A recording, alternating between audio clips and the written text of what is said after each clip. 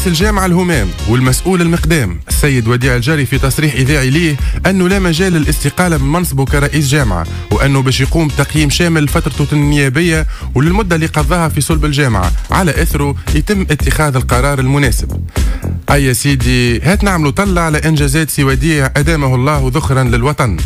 2012 خسرنا في الشان، 2012 روحنا من الكان، 2013 زادوا سحتونا من الكان. في بالكم الانجازات وقفت هوني؟ لسه الاحباط كله اوعدكم والله. 2010 انسحبنا من كاس العالم، 2013 زدنا انسحبنا من كاس العالم مرتين، مرة مع الراس الأخضر ومرة مع الكاميرون، وخسرنا مقابلات مع فرق ما كناش نسمعوا بها كيما الموزمبيق، السيراليوني، بوتسوانا والراس الأخضر. جملة واحدة نجم نقولها لك يا سي وديع تلخص انجازاتك الكل. حيموتكم والله، حيموتكم والله. سي وديع هاو تقييم حاضر وما فيهش ربع شك، وانت حر خمم في روحك وفينا ودليلك ملك.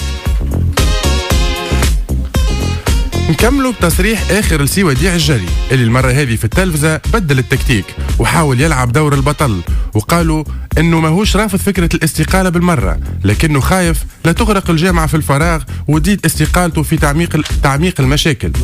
ولما تسال سي وديع هل انه يقر بالفشل في رئاسته للجامعه، رفض الاجابه وقال انه استعمال كلمه الفشل في طرح السؤال ينم عن عدم حرفيه.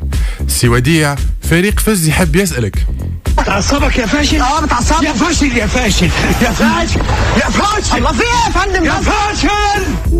سي وديع بعد لا فشلتنا وفشلت 10 ملايين معاك، وبعد لا تعدت على يديك مناسبات الفشل وفشلت في كل المسابقات مع المنتخب وكنت عنوان رئيسي للفشل وعملت لنا الفشله في المفاصل، ما زالت كلمه فاشل تنرفزك؟ توا هكا يا سي الفاشل. يا خويا يظهر لي وقيد تكرم لحيتك بيدك وتنفسنا، ويزينا من لغه نخاف استقالتي تزيد تعمق المشاكل خاطر بيناتنا، وهاو فما كان 3 يسمعوا فينا كما قال الضامر نوف الورتاني. المشكله الكبيره هي انت وباسمي وباسم 10 ملايين ابار مختار التليلي اللي مكبش اكثر منك في الكرسي. نحب نقول لك ما فما حتى مشكلة ديجاج وفرقعتها.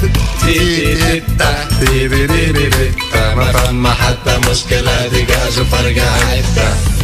احسن كلمات نهديهم من سي وديع ونوفى بهم وياي. تيتا ما فما حتى مشكل ديجاج وفرقعتها. نتقابلوا ان شاء الله غدوه 7:30.